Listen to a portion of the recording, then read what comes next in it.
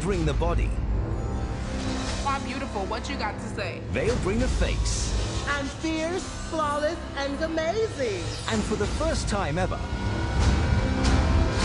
they'll bring their own live vocals. There will be no lip syncing. From executive producer RuPaul. This is it! The first all-drag, all-singing competition that is truly out of this world. 14 global drag queens. Namaste. Bonjour. Repping red, white, and blue. I'm from Great Mexico. Next, El Universo. One international singing competition.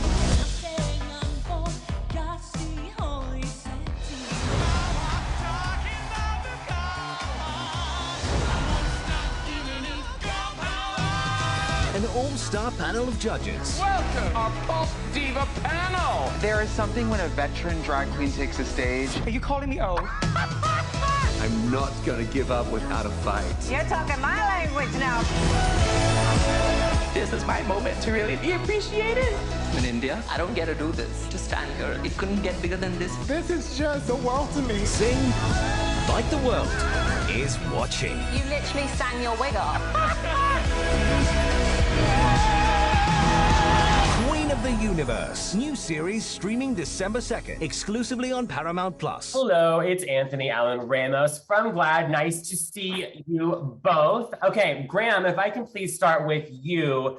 You know, you're obviously no stranger to the world of Drag Race, but this seems very special, very unique. I'm so excited. Tell me how excited you are to be hosting this series. Oh, I can't tell you. I loved this show. I really did. Because these are 14 queens who all have an act. You know, sometimes on Drag Race, there could be a queen you love because they serve great looks and they have a great aesthetic and they're so beautiful. But you kind of think, midnight in a bar, I'm not sure I want to see them. Any of ours can hold a crowd. You know, they have worked their way up and they have honed their craft and now they are ready for this stage.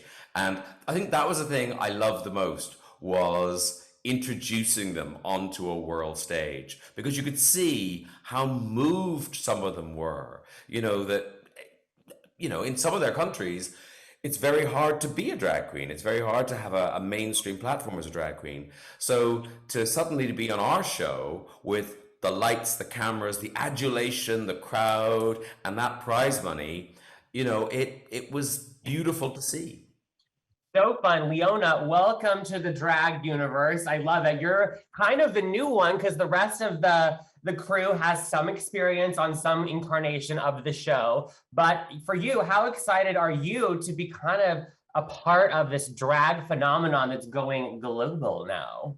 So excited. I mean, when they asked me, I was over the moon. I remember last year, I just wanted to do like things that were fun, that was enjoyable, kind of coming out of the pandemic. I just wanted to have fun, and literally this like landed on my plate and I was like, thank you so much. I've always wanted to be involved in RuPaul's Drag Race in some way. And so when they asked me to do this, I was like, actually, this is perfect for me. I've been on a singing competition like this. It's drag queens. I love drag. I'm so inspired by drag queens. So it was just the perfect thing for me to get involved in. Well, we are happy to have you. Graham, I was trying to think, do you remember the first time, because obviously this is executive produced by Mama Ru. Do you remember the first time you met Ru? And tell me a little story about that, because I feel like there must be a good first time story there somewhere.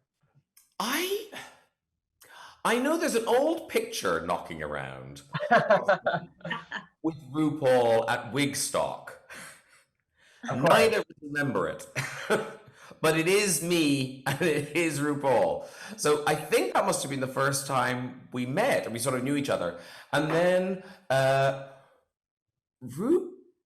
think the first time RuPaul came on my show, it was RuPaul as in RuPaul Charles came on. I think. And then I was a guest judge on an All Stars out in LA. And it's such a kind of privilege being allowed into to Ru's world. And it is a world. I mean, as you say, it's global. Literally, it's a world. And Ru has made it happen and opened the door to all these other drag stars. And it's kind of crazy that it's happened and it's gone so mainstream and relatively quickly. And it seems to me this show is the perfect next step for that kind of transformation of drag. Love. Leona, do you remember the first time maybe you were at a drag show, or the first time you saw, you know, a fierce queen up on that stage? Because we all have those memories. I remember my first time. Yeah, I first saw a drag show in New York, and it was a Chinese restaurant, and then they had a drag show. And I just remember, I think I was like 15, and I just had so much fun. I had the best night. It was so entertaining. The confidence that they gave me actually just watching was kind of amazing. That energy, kind of that connection. So it was, yeah, it was so fun. It was fierce. But also, yeah, I just remember like watching the performances and just being blown away at how they do this, and the craftsmanship that went into it, and the looks, like, just, yeah, very, very inspiring. Graham, for you, like we said, this is global, 14 queens from all over. But do you remember your first time when you saw a drag show for the first time? Where in the world were you? I mean,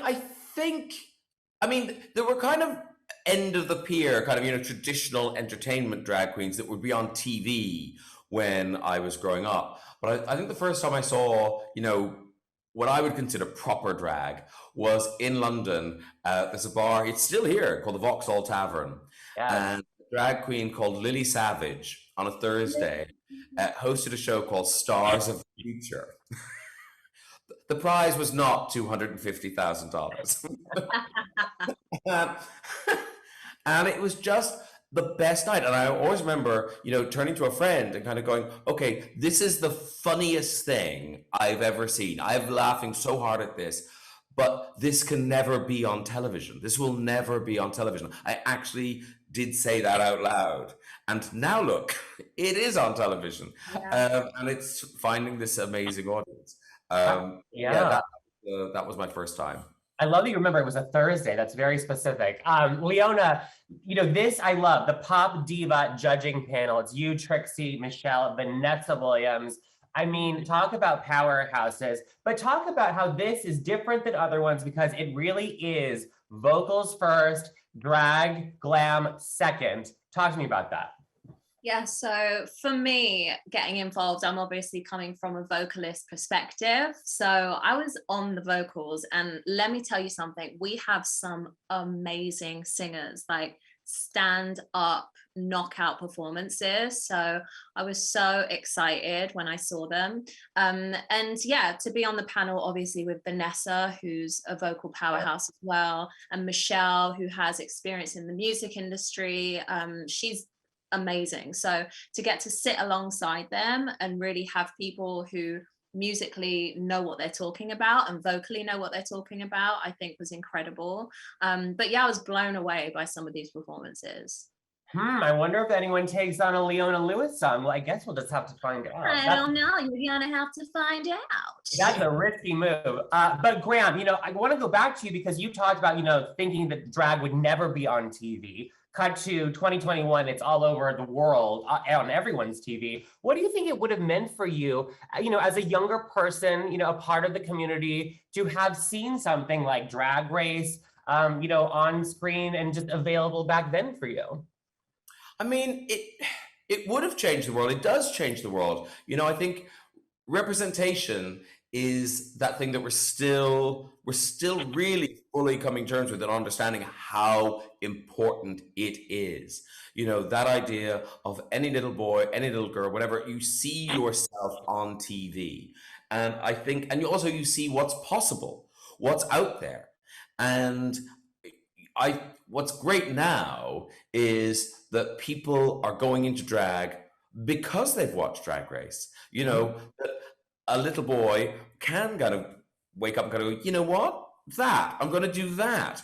Whereas I think in the past, drag was somehow, you know, you'd failed at something else, so I'm gonna I'm gonna end up doing drag. So I think it would have been a game changer. I think if when you're young, if you see even you know to watch the dancers on a Madonna video, you know, just seeing them being out and gay and using fans and da da da, that was amazing. You know, they weren't even center stage; they weren't even the act. But even that was extraordinary. So yeah, for kids now, it must be amazing to see these shows.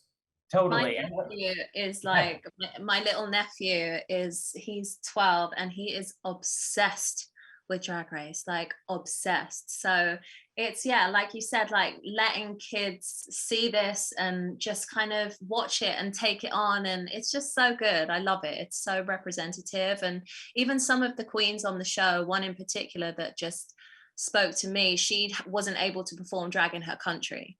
So the fact that we have this platform and that it is celebrated is just, yeah, it's incredible.